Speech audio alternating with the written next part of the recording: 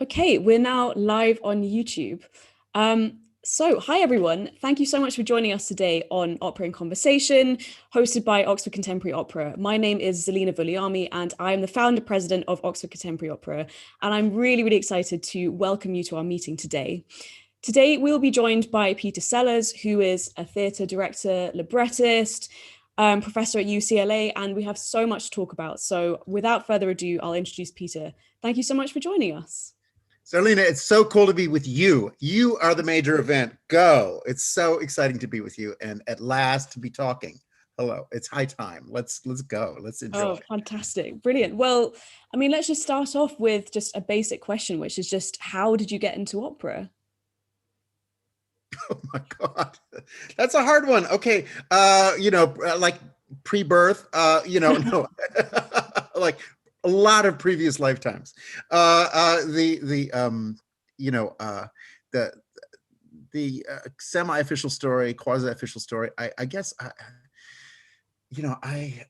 love music when I was a kid, and I used to like conduct Toscanini recordings of the Beethoven symphonies when I was in first grade. And my father built me a little podium and a baton, and like I was obsessed with this music, which went really deep in my system. And then later, when I was 10, I started apprenticing at a marionette theater, and that was a very exciting, universe of puppets and masks from all over the world, theater from all over the world, all these incredible forms of theater. And the woman who ran the marionette theater every year went to Moscow or to Osaka in Japan or to the Yucatan and absorbed theater and apprenticed herself in those places, and then brought back what she was doing to Pittsburgh, Pennsylvania, this steel town, in industrial steel town and collapsed in the middle of America. And so it was so alive. And you learn early on when you're doing puppet shows for kids that they're not really interested in the dialogue. They're interested in the action. And so what you end up doing is doing most of the show to music.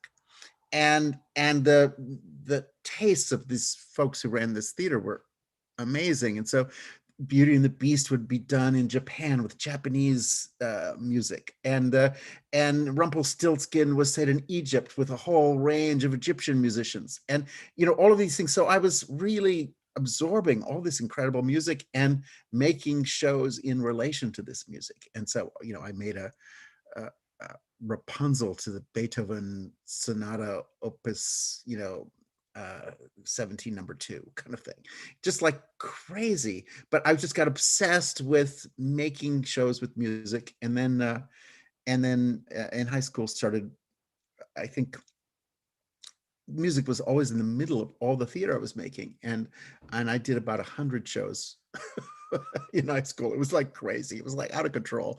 But the big kind of my last year in high school, we spent like 4 months doing this super detailed performance of Stravinsky's Story of a Soldier. And I ate, drank, and slept Igor Stravinsky. Everything was just Stravinsky. And Stravinsky was poured into my life. At the same time, the school I was going to, John Cage would visit all the time. And so I was really meeting a lot of the avant-garde contemporary music scene and connected into those worlds through the visual arts, through performance, and of course through music. So all of it was really alive. Then I went to my mother moved our family to Paris in the year after I graduated from high school, and so I had a year in Paris, just going to 5 concerts a week and spending the day in the museums and the Cinematheque and walking the streets. And at that moment, the Paris Opera was in this radical phase of being run by Rolf Lieberman. And they had a lot of difficulty selling tickets because it was, they hired, the new generation to make things there. And I saw Patrice Chéreau's first opera production. which, was a scandal, of the Tales of Hoffmann with no colorful costumes. Everything was in black and white and was set in, gray, gritty, horrifying Hamburg on stage. It was an incredible experience. Anyway, just to say, student tickets were available for 10 francs. And so I sat in the front row of the orchestra section over and over again in these half empty halls of the Paris Opera. And it was gorgeous. It was just a thrilling moment. And of course, it just sets you on fire. And meanwhile, this was 1976, where the American avant-garde in exile. So I saw all early Bob Wilson. I saw, Meredith Monk. I saw all those people came through. Meanwhile, the Schaubühne for Berlin came through. Meanwhile, the Teatro Piccolo with Giorgio Strehler came through. And meanwhile, Cambodian dance and Indonesian Javanese wayang puppets, and all these things were appearing in Paris. So it was a kind of incredible school and a year of inspiration. And of course, in the Cinematheque, I was seeing silent movies with live piano accompaniment, improvised every night, which was astonishing. And the salle muet, and in the large salle in the Cinematheque, of course, that was the only place you could see Hitchcock's Vertigo in those days, which is an amazing opera unto itself, scored by Bernard Herrmann. And the way Hitchcock uses the music in that to, keep taking you through these haunting, weird imagined scenes of San Francisco. And then Jean-Luc Godard. And Jean-Luc Godard's movies were being shown at the Cinematheque. And again, the first great filmmaker to really separate soundtrack from image track and say, excuse me, neither is the servant or the slave of the other. And we actually have to give image its full value, and we have to give music its full value, and not create that one is there to illustrate the other. So all of that was really exciting and alive. And so that's an origin story. Yeah, I mean, that is a great answer. And it's incredible that you were able to have such exposure to these sorts of people and influences. I mean, just going back to what you were saying about, image and music having their equal sort of places. I know in an interview you once said that you thought that classical music was more about subject matter rather than style. Do you still think that is something that is important to consider, particularly in opera? I think style is a bit of an empty preoccupation, and to me, sure, it's very cool when you can find something cool. I mean, and when style is about being cool, okay, go ahead, be cool. That's fantastic. And coolness is cool. So, but for me, the overemphasis on style, which I think really was a depressing part of classical music, of how it should be done. There's only one way to do this, and you say, well, no, there's thousands of ways to do it. So stop. And that obsession that style was about correctness, and style was about, among other things, correct behavior. And you wanted to say, well, excuse me, Mozart operas don't behave correctly. Mussorgsky operas don't behave correctly. Why are we processing this material through a system about correct behavior? And why are we mirroring the obnoxious, dead in the water power structure of our country when we do opera? Because we are intimidated by that audience and think, okay, that audience is in the building, and so everything must be about correct behavior. And that the whole in that era, the whole comme il faut of everything. And you want to say, well, no, most of these works were disruptive and challenging from day one. Every single Verdi opera has a political assassination in it, and you just go, well, or it's about the current state of prostitution in the streets in a 10-mile radius of this theater. And so, Verdi is not there to flatter you or to, show you this is correct behavior. He's there to problematize what are the burning issues that are exploding underneath us, and to absolutely pierce the hypocrisy and the denial. And every one of these Verdi operas is really going there and challenging the status quo in every possible way. Meanwhile, the opera house needs to support the status quo because that's its clientele. And so, when I was coming up, the opera house was, this official place of official behavior, and a top-down model of taste, which is ridiculous. And so, but when I was young, I started, doing Così fan tutte when I was 21, and with friends. And I worked with these folks for a decade on Così fan tutte, and we could spend 10 years on Così fan tutte. And we came back to it every year as we were growing up. And so we grew up with this music, inside this music, and the issues in this music were the issues that we were feeling in our 20s. And Mozart was writing this, in his 20s. And so, how do people's bodies and everything we care about as a rising generation, what are the things that are on fire inside us, and what are the messes we're making, and what are the things we're hoping to solve? All that stuff is like, and what are the things we absolutely reject and repudiate and will not accept any longer? All of that should be inside what we're doing. And for me, particularly performance, but most art, but definitely, theater and opera and so on is generational. Like, you're here to express your generation. And what the last generation did is their business. And I'm not, it's like, I'm here to wipe that away and say, okay, thank you. They've had their time. They've had their space. It's time to move on. And I do believe, and while this project of mentorship is always kind of exciting, more, in all my life, older artists were so kind to me and so generous and so tolerant, and would, just not only support my work, but also say, now, Peter, maybe you'd look over there a little bit. And this isn't so bad. You might pay a little attention to this. People were so kind to me. At the same time, I was more responding to what Bill Forsyth was doing in dance, or, really, what is our generation doing that is creating a new energy and a new set of priorities and a new,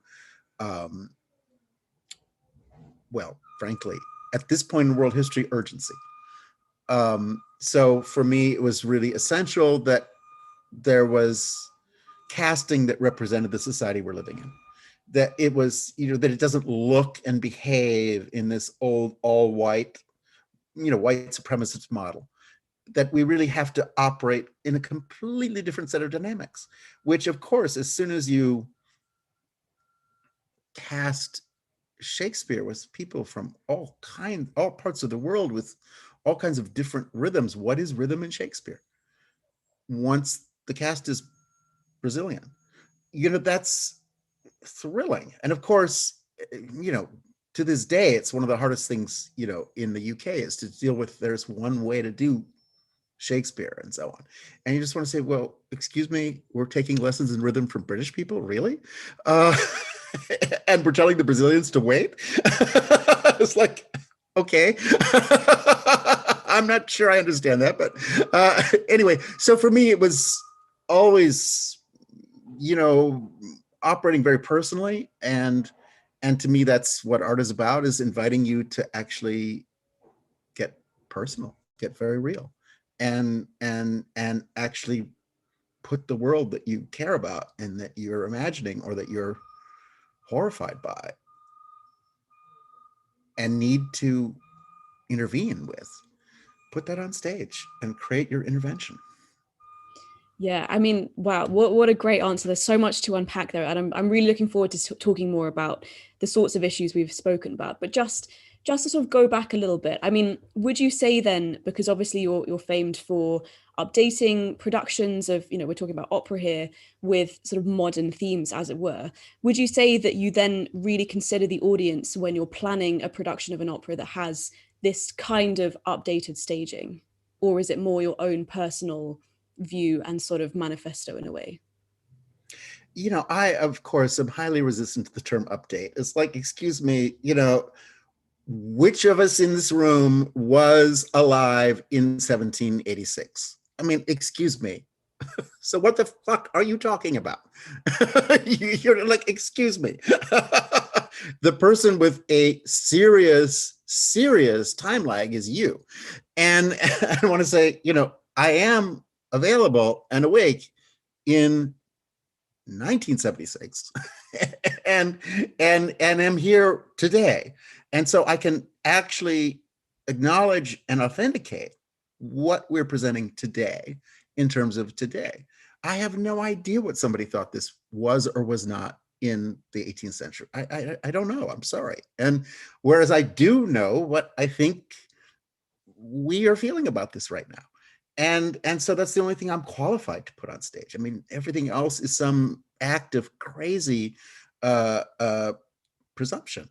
And so, and it's not that I don't do the research. I mean, of course, you find out as much as you can about what you're dealing with and what the reaction was at the time. But for me, you don't want to imprison Bach and Mozart and Mussorgsky in the century that they lived in, which was a century that failed to understand what they were doing entirely. In fact, almost nobody alive could read what they were doing when they were alive. So why would you put them back in that prison, which in fact they finally escaped? And in fact, what they're doing now can be acknowledged in a way it never could in their lifetime. And so I don't think of it as updating. I think of it as actually meeting the work where it really lives, which is way beyond the limits of the theater and music worlds when those people were alive, and which those people were challenging every day. So, and I also, so I think of it as basic honesty and just basic integrity. And also just in terms of, do I think of the audience? I mean, again, I've seen an exquisite period production of Marriage of Figaro by Giorgio Strehler, which was so perfect and set absolutely in period and like with all the details there. And literally, you knew everyone's social status from the lace on their sleeve. It was so, it was unbelievably detailed. It's just that like, okay, now how many people on earth would recognize that now? And, you went to all the trouble to make everybody's sleeve just. So, I get it because, of course, I've looked into all that. And yes, I've done the research, but the general public, are you kidding? And meanwhile, again, Rembrandt is painting the crucifixion. Does he make, crazy pseudo-biblical clothes? No. He's painting it on a Dutch hillside with Dutch farmers plowing their fields, and Jesus is dying on the cross. Like 2,000 years ago? No, today. So, like, hello. So for me, I'm actually doing what is the real tradition. And the real tradition was always this minute. Yeah, and I think a really important part of the sorts of work that you and others do is that way that opera has this way of storytelling and of communicating emotion and real themes to audiences. And particularly speaking from my own experience, to young audiences, really. I mean, there's this horrible assumption often that, particularly in the UK, the opera has elitist, notions, and it's sort of difficult to connect to young people. Do you think that this is still a persisting attitude and also something that we're going to still see even now, despite the pandemic, despite everything else? What do you think about that? Well, I mean, the pandemic has truly arrived put the final nails in that coffin. I mean, it's like, I'm sorry, that is, again, I mean, that was what I did grow up with opera as an extremely elitist province. But I think that really changed in our generation, in my generation. And really opera went to a super exciting place. And I mean, for one thing, new operas hadn't entered the repertoire for decades. And, now the repertoire is made of, new pieces all the time, and more and more and more. And, my dream, if I was ever going to run an opera company, but it doesn't look like that's going to be available for this lifetime. But, you want every single opera to be a contemporary opera the way it was for Mozart and Verdi, of course. I mean, you would never put on old stuff. Like, what are you talking about? So, anyway, the the I think that COVID is also doing something beautiful, which is shutting down large scale performance. And this year, so many people have written amazing operas that are for 4 people or 6 people or 9 people. And for me, that just is the delicious taste of Monteverdi in your mouth, is like operas being born again in the way it was born again with Monteverdi, with a handful of people, just get a few friends from several different art forms and make something together. Wow. Yeah, I think the ways in which particularly smaller companies and individual people have been able to make opera despite the pandemic, despite not being able to see each other or perform in person, I think is truly inspirational. I mean, it's interesting, isn't it, that on the one hand, I think the arts is so important to people's lives, but on the other hand, there is a large issue of funding, particularly at the moment. So what do you think the role is of the arts in the pandemic, in a sort of global crisis like this? Do you think it will be being done more from smaller people, from smaller companies, or do you think the larger institutions will follow? Well, I mean, again, I'm, don't get me wrong. I love orchestras. I love orchestra players. I, grand opera is incredible. I've spent years of my life staging Messiaen's Saint Francois, the biggest things ever. So I do get scale is something beautiful and powerful. And there's something about large scale as a mirror to a large democracy that is impressive, and that it is actually a demonstration of the interdependence of everyone, is to see a really great and beautifully realized major opera with enormous scale and complexity. And that life is that complex. It is beautiful, and it does, opera houses are in most cities located, across the street from City Hall or from major government buildings. And so you get that we're talking about large systems that have to work in order to create a just society. So all of that is, I totally am not going to attack big old opera, because you get what it could mean. At the same time, everything has its moment in history, and I don't think this is the moment in history of the big stuff. And COVID has asked everybody to get intimate, and has asked everybody to work closely in a mode of care and caring and support with people who are nearby, and to redefine who you think is nearby and start to notice who's really dying right now. Where are the greatest number of casualties? Where are I hate the word casualties, where are the most people most vulnerable at this moment from literally centuries of neglect? And what is it to redirect your attention, which the COVID is trying to do, to the most vulnerable people here, right here in the city you live in, and recognize that and be helpful and create new networks of care and create new arts of care and caring and well-being and which has to do, well-being is not just a medical question. Wellness is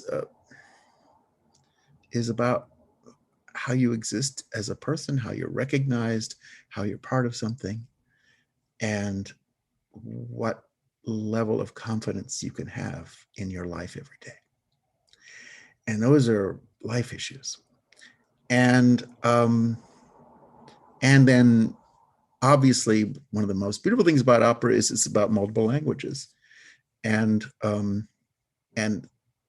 the downside of that history is it's mostly been as exoticism and Orientalism. But in our generation, we can say, living with Africans in London is not weird. Living with Arab people in London is not weird. Living with Pakistanis in London is not weird. It's like the opposite. It's like that is London. So can we just diversify and internationalize our outlook with our neighbors who we are shoulder to shoulder with every day, or who we're carefully distancing from?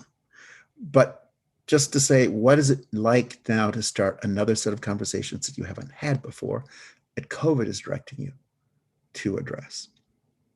And COVID is entirely about justice and equality and equal access and equal recognition. And so opera is beautiful because it is about this tapestry of complex society, complex interactions across time, cultures, and geographies.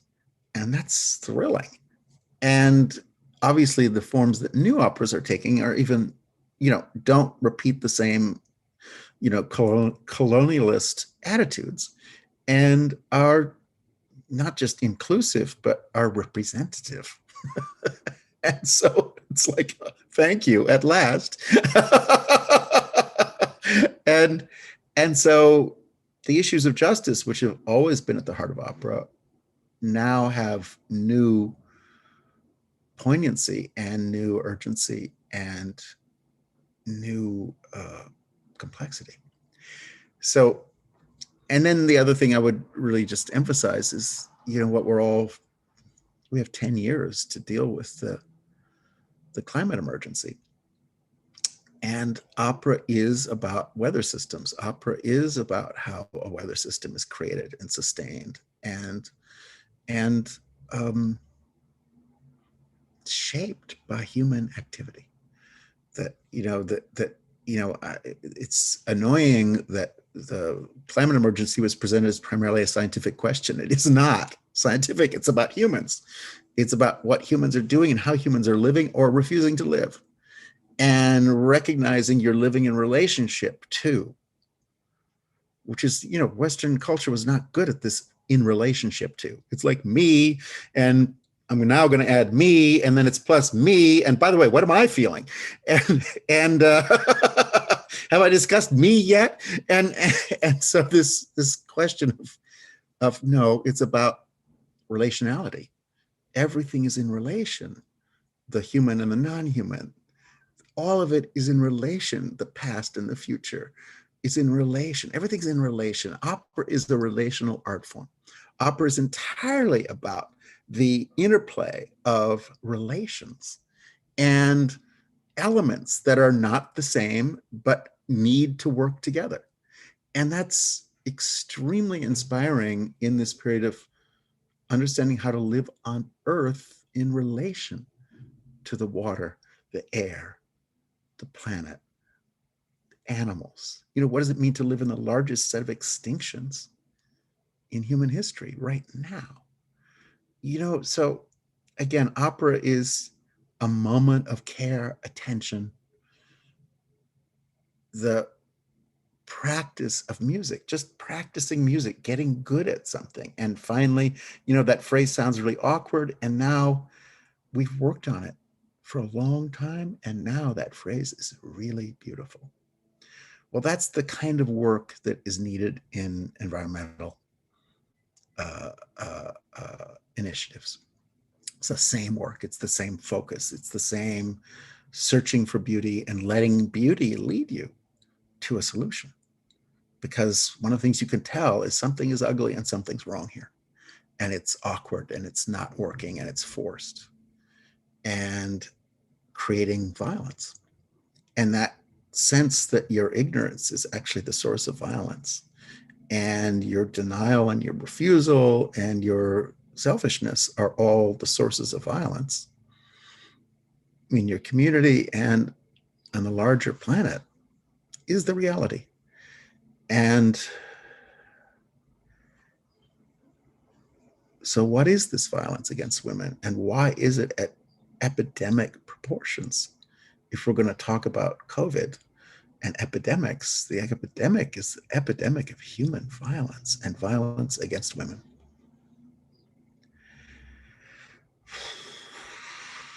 Yeah, deep breath. That was, yeah, really, I mean, so much, again, so much to unpack there. I mean, I just wanted to go back quickly actually to what you were saying about climate change and the environment.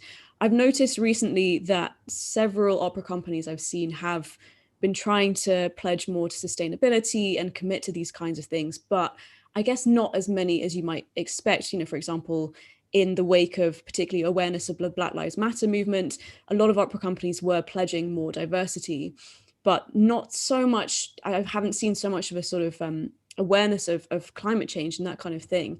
I mean, how do you think opera will tackle this climate emergency, as you've said, and how do you think it will respond to this need to be more sustainable? Well, step one is opera is not the opera companies. I mean, it's like, saying environmental action is ExxonMobil and Shell and BP. And like what? I mean, yes, they're the biggest, but it's not like, no, that's not a helpful way to think about anything. And what a giant corporate behemoth is able to achieve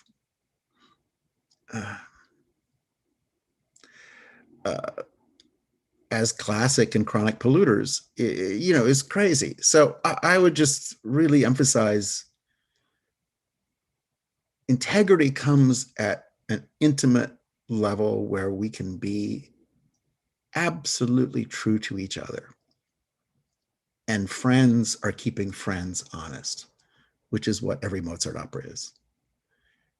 And like, you're not honest because you don't really have friends.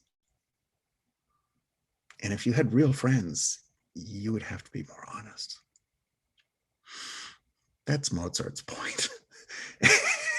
And so I think the deal is why I'm so excited that opera is flourishing at a smaller scale is, first of all, it is not out of proportion with the economics of the time we're in. And it's more modest, and more modest is actually called for not only economically, but from human behavior. It should be a little more modest, please. So I like the lack of grandeur and the lack of self-importance of the current new operas, these small projects that are undertaken among friends. And also, again, the idea that you should have a slightly larger, more diverse circle of friends. Hello.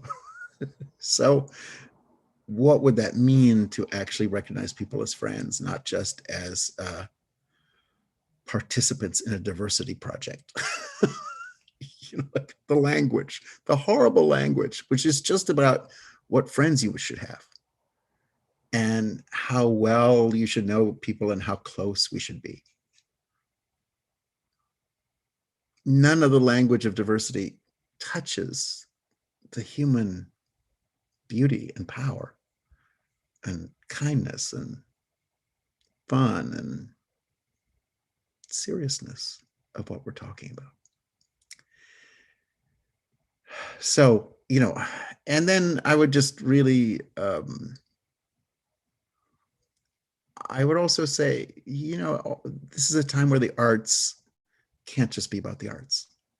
And, the arts are for arts lovers. Well, not really.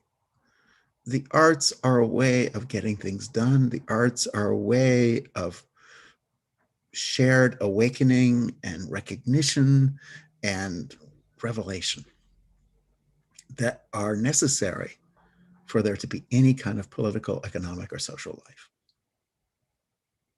So the arts are not about themselves, they're about everything else.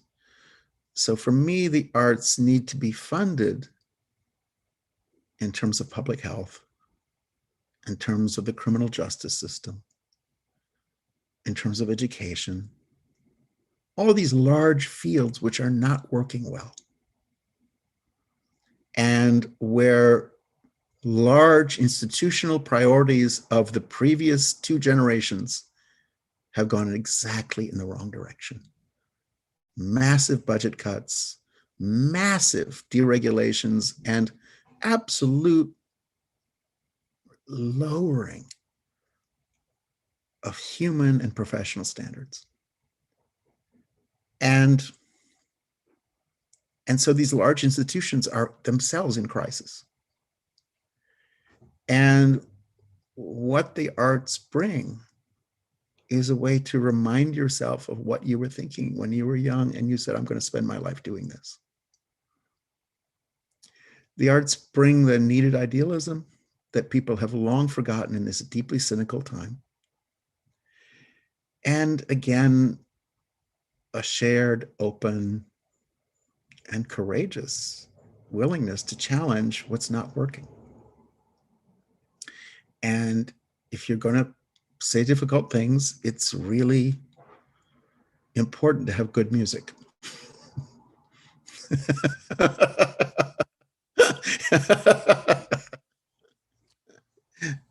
Yeah, definitely. And I think we're all really looking forward to, again, being able to hear music again in person. I'd just like to turn to then your role as an artist, I guess, and just sort of ask you a few questions about, directing and writing. So firstly, I mean, obviously, you've been directing now for many years. Do you think you have a certain sort of process that you apply to each production, or does it change depending on the production and the people you're working with? What are your sort of priorities, as it were, in, rehearsals, that kind of thing? There's a one, the entire, it's a service job. So there are three words: will this help?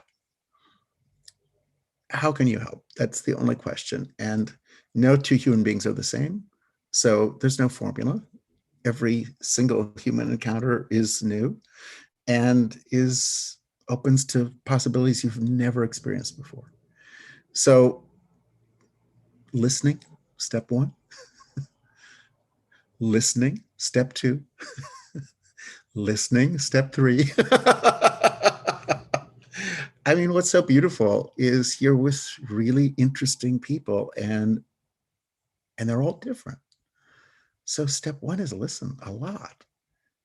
And how deeply can you listen? I mean, deep listening is the real subject of opera, and deep listening is about knowing that nobody's saying what they really mean. How do you hear what people can't or won't say?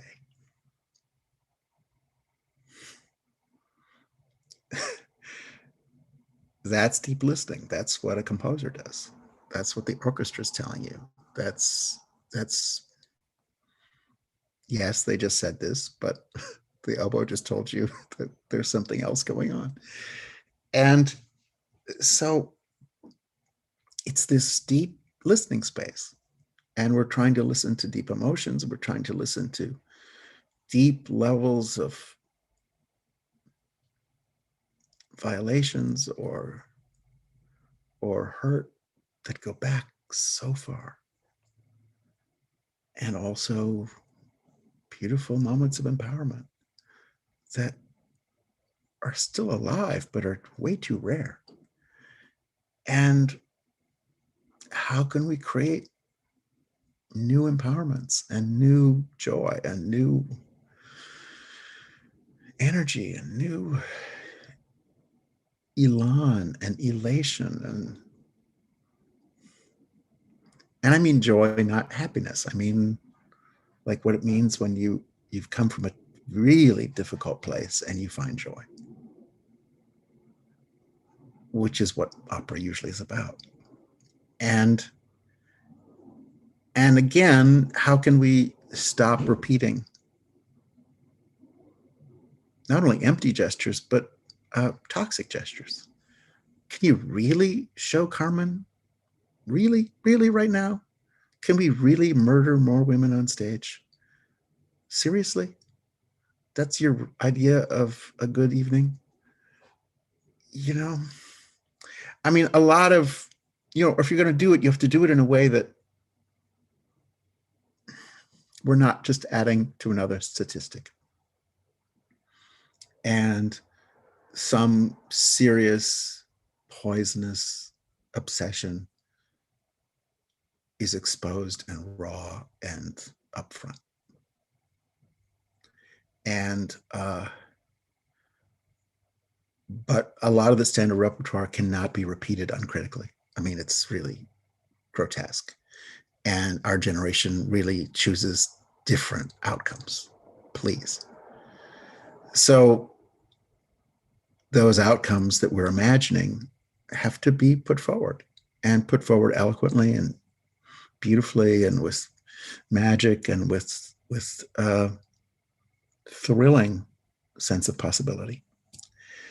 And again, I think that's why the arts are here, is to just keep people on this edge, this beautiful edge of possibility, rather than going back to what we always did. And so, and it's just ironic that opera in a certain period stood for what we always did. And now I think it's really exciting, because also when you're spending so much money, people tend to be more quote unquote conservative. And so I think just having it be less about the money is always good, because most of our lives, what we're hearing is the money talking. Most everything you read or see, it's because some corporation paid for you to read it and see it and made sure it would be available. And all the people you're not hearing from who were not made available are because there's no money behind them speaking. And so that's why a whole lot of voices have not been present. So the COVID just said, okay, we're going to remove money from the equation. And now, with no money as part of the exchange, what are you guys going to do? And how are you going to live together? And how do you recognize each other? And what is shared in this world? Yeah, definitely. I mean, just obviously opera, as an art form in general, really has this problem with, as you said, violence and depictions of murder against women. And obviously that's such a, as you said, raw, emotional, sort of, I guess, topical, but always has been topical kind of issue, particularly at the moment, with the sort of devastating news here in the UK recently, and just it constantly happening all the time. I mean, how do we get around this? How do we respond to this? Do we remove operas like Carmen from the program, or how do we respond intelligently to this? I guess that's the sort of important question that we're all asking right now. But what do you think? Well, everyone has to look in their own heart and ask really serious questions. And everyone will find different answers, but please ask the question, and please find a real answer. And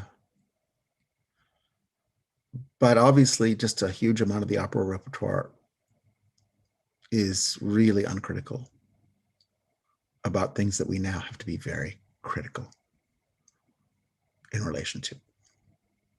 So, and one of the issues of dealing with art forms of the past is, the assumptions that used to be acceptable and that really no longer can hold water, and are just absolutely obscene at this point. So,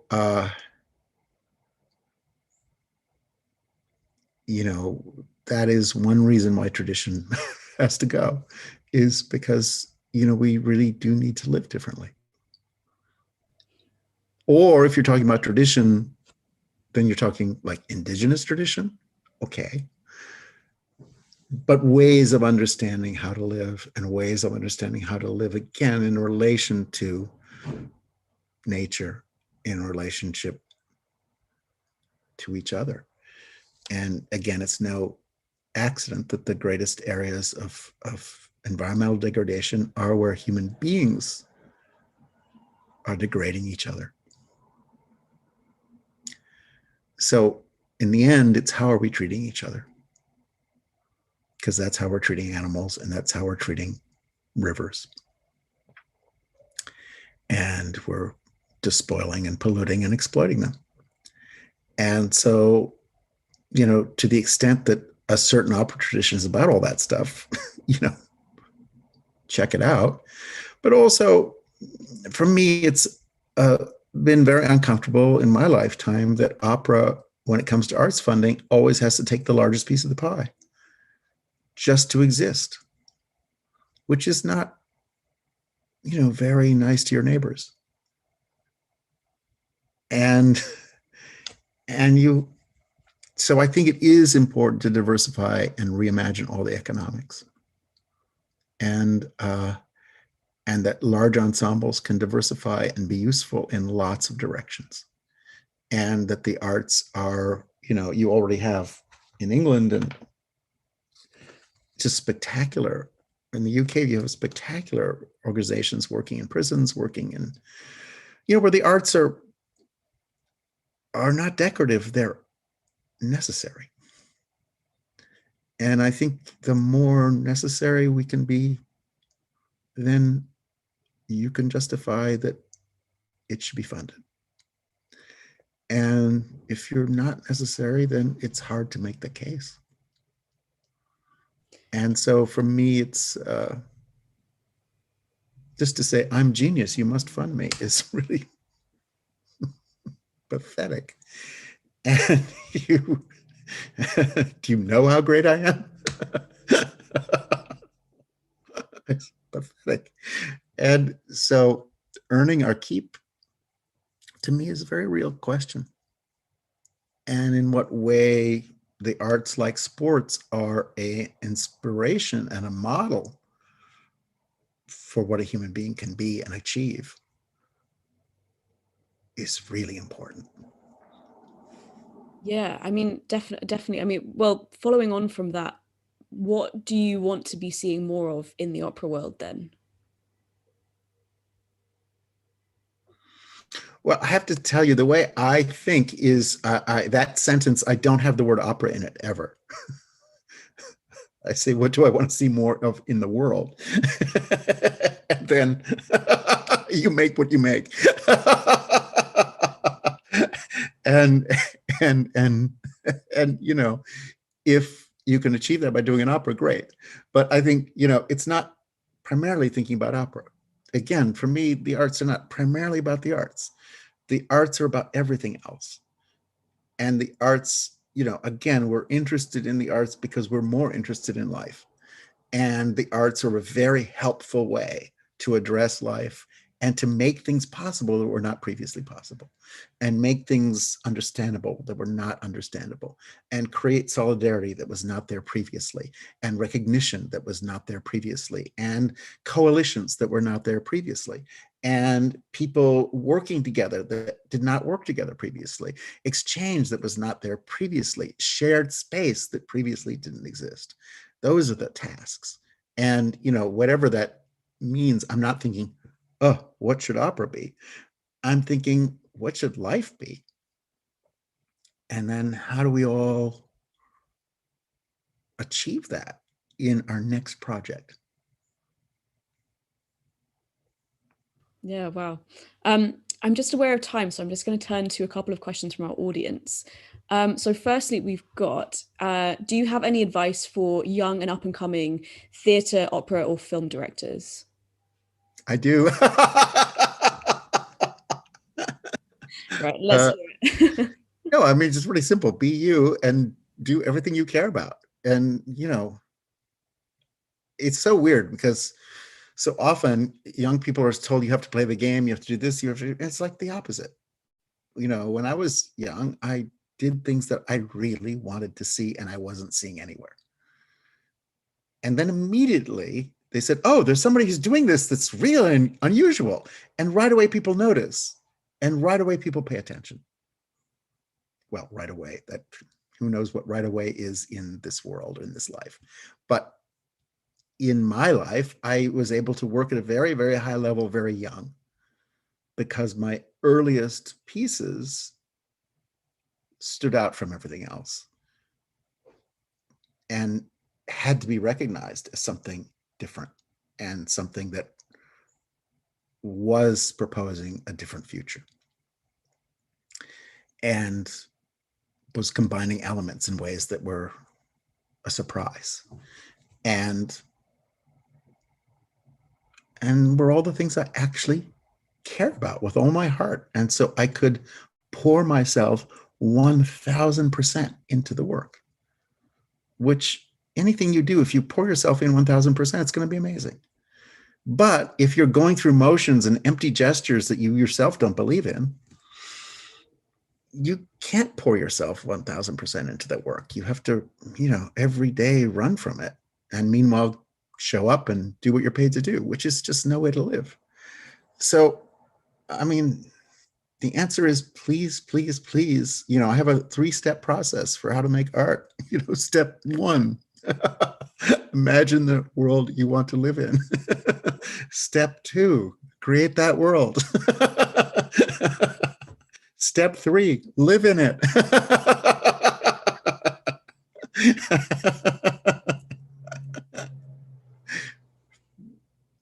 Yeah. No, that's very, yeah, I really like that 3-step program. So our next question says, the COVID-19 pandemic has seen lots of new online productions. Is this something that you think we're going to be seeing more of as opposed to sort of live performance? We've been given something super amazing in Zoom. I mean, what Zoom doesn't do is pretty clear, but Zoom does a whole lot of other things that never happened before. So, you hopefully will see sometime this year the film I've just made, but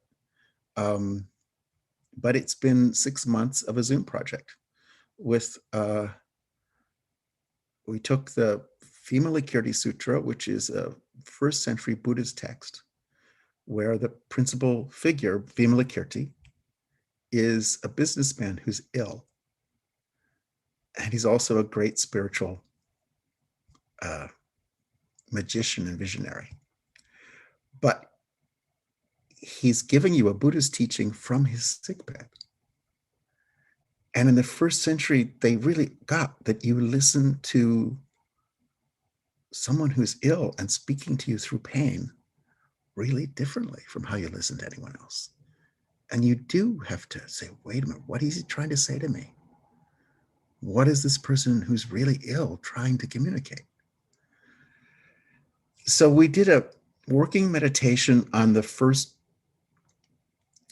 4 paragraphs of what this guy says from his sickbed in the 1st century with Wang Dongling, a calligrapher, master calligrapher, 79 years old in Hangzhou in China. Ganavya Doraiswamy, a South Indian devotional singer, young woman in Oregon, in the Thai Valley outside of Portland. And Michael Schumacher, one of the great dancers, former member of the Frankfurt Ballet, in Amsterdam. And we worked on Zoom 3 in the afternoon in Wanderling's studio in Hangzhou, midnight in the Thai Valley in Oregon, 3 a.m. in New York where the technical work was being done, and 9 in the morning in Amsterdam. And we sustained that for 5 months and did these incredible, each artist was in isolation and at the same time connected, which was a miracle. And you get the artists, and all 3 artists are improvisatory. They all work in improvisation. So the same thing never happened twice. And so, but the connectivity, the linking the sensing each other, even though each artist was in isolation, created something truly amazing. And then after a while, by November, we realized it had to be a film. And so we made three quote performances that we filmed and then edited that. And it's called This Body is So Impermanent. And it's about the nature of the body in a really intense way. And I think it's about what we're going through right now in a very real way. Anyway, just to say, it was made on Zoom, and it was made on Zoom and with film and with live performance, all going at the same time. And it's so rich. It's such an amazing set of possibilities. And, you know, no plane fares and no hotel rooms. And everybody's trying to make a new Cold War with China, but we were in dialogue with China 5 times a week, you know, and just, you know, what it means to just keep the connections going at this time in the world and connect in any way you can. And suddenly we have all these new ways to connect and new ways to sense solidarity and find presence and find that we're not alone, and that somebody on the other side of the planet right now is feeling some of the same things you're feeling, and also feeling some very different things, which you wouldn't know if you just stayed in your neighborhood.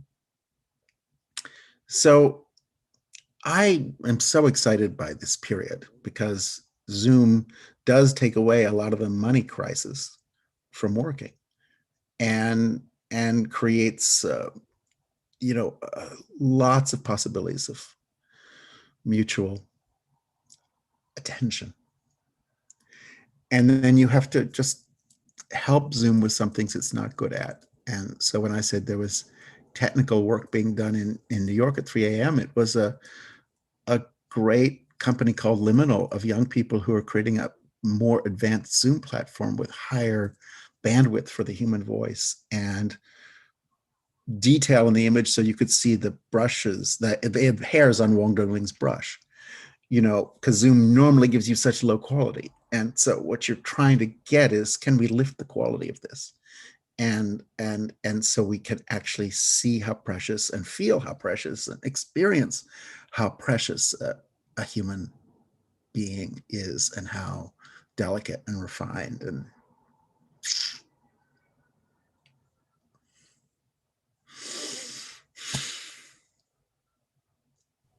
Yeah, well, I mean, that leads perfectly onto the question I was going to ask next, which was, which new projects are you working on? But that new film sounds just really wonderful. Um, just one last question then, just from our audience, which is there an opera which you haven't done yet, which you would still love to do if, well, if and when live performance comes back, I guess? oh my God. Um,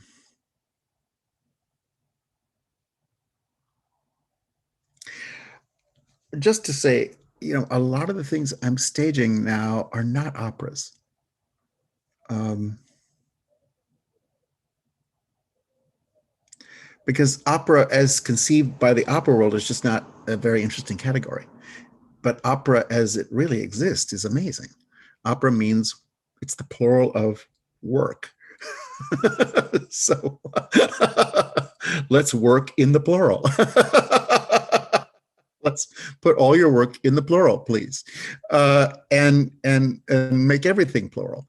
Um, uh, so, for example, one thing that, you know, again, it hasn't been announced in any way in the public, and it's not totally been organized yet, but one of the things I do love is working with choruses and doing projects that are just a community of people. And so I've done the last few years the Lagrime di San Pietro of Orlando di Lasso from 1595, this with 21 singers a cappella, and that's been touring the world a lot. It's just overwhelming, this shared experience of 21 singers a cappella in high Renaissance polyphony. I mean, it's just like, oh, breathtaking. And now I've moved on another 50 years to Heinrich Schütz's musikalische Exequien, which basically means music to accompany a departure. And in this year when we lost so many people, you know, my dad died last month, but he was in Phoenix, which was the biggest COVID city in America, next to Los Angeles. So of course I couldn't go there. I couldn't get anywhere near him. I would have to quarantine for weeks. And so when he was dying, I couldn't be there. There could be no funeral. The funeral home, in most lovely way, sent these messages because the bodies, the corpses are just piling up. And they said, "Oh, we've upgraded your father to a better refrigerator." It's like, whoa. So this year of millions of deaths without goodbyes.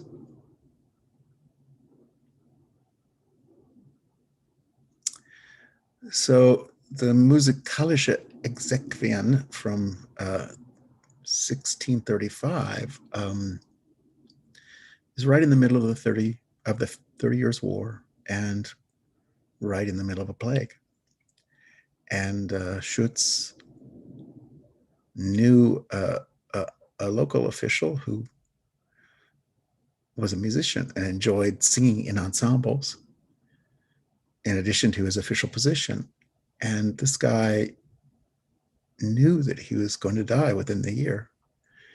And he commissioned a group of artists to make for him a coffin out of copper. And he assembled a series of quotations about death and dying from the Bible, from theological and sacred sources, from philosophical sources. And he had these quotations engraved on his coffin strategically. Some things by the head, some things by the feet, everything symbolic. And asked his friend Heinrich Schütz to compose the funeral music to the words engraved on the coffin, so that his death was a meditation for the whole community and a conscious act.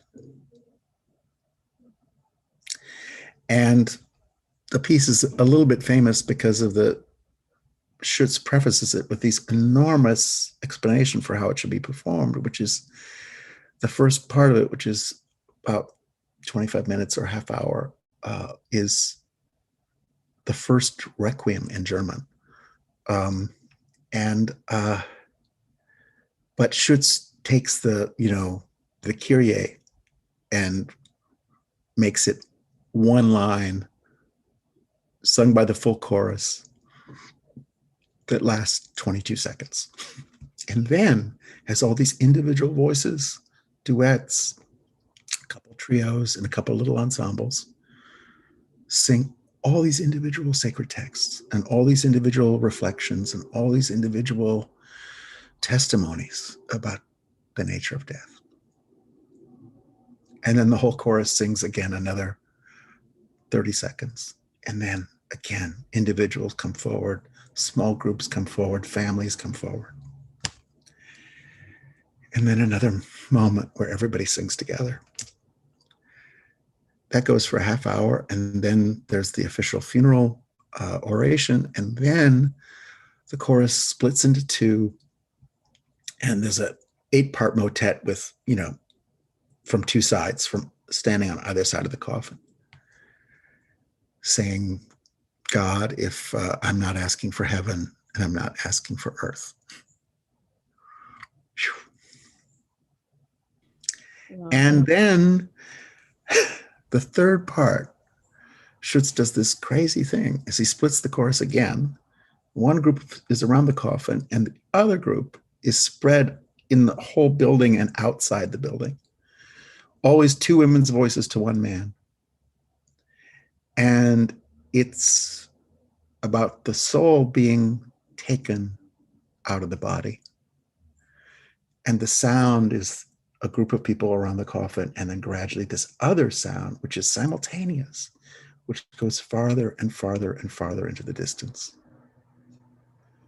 And Schutz does not write this symmetrically. It's this crazy, the air is stirring, all this stuff is happening simultaneously. And it's really overwhelming. So I'm thinking of creating a ceremony for people who couldn't say goodbye. Yeah, that sounds really, really special. And thank you so much for sharing that with us. And as we have said before on this program, our hearts really go out to everyone who has lost loved ones and who has experienced real tragedy in this pandemic. Yeah, I think we might have to end on that note, I'm afraid, on quite a macabre ending. But this has been a really, really inspirational and a really important conversation. Peter, thank you so much for joining us. We really, Zerlina, I just, it's a joy to be with you, and everything you're doing is so inspiring, and carry on is so exciting. And I just want to say that macabre ending is not really macabre. It's like, that's the beauty of opera, is burying the dead with the full weight, but also dealing with the weight, experiencing the weight, not avoiding it, going right into the heart of it. And that's the liberation. And that's the beauty of this art form, is that the most difficult things in life are waiting for us to enter them fully. And that's beautiful. Yeah. Well, that's all we have time for today. And yeah, a really, really special. Thank you so much. No, thank you. Thanks to everybody watching, and just please carry on. And here we go. It now gets really exciting, because we don't want to go backwards to the era that created the universe of 50 billionaires and everyone else poorer, and the wreck of the entire environment. No, we want to go to some other world. So everything ahead of us is so exciting and such a relief. As you said earlier, think about the world you want to create and then create it. Thank you. Anyway, this has been Opera in Conversation. I've been Zerlina Vulliamy, and I've been interviewing Peter Sellars. Peter, thank you so much again. And please just join us in our future talks. We've got loads coming up, all on our website, and as ever, all on our YouTube channel as well. Thank you so much, everyone. Bye.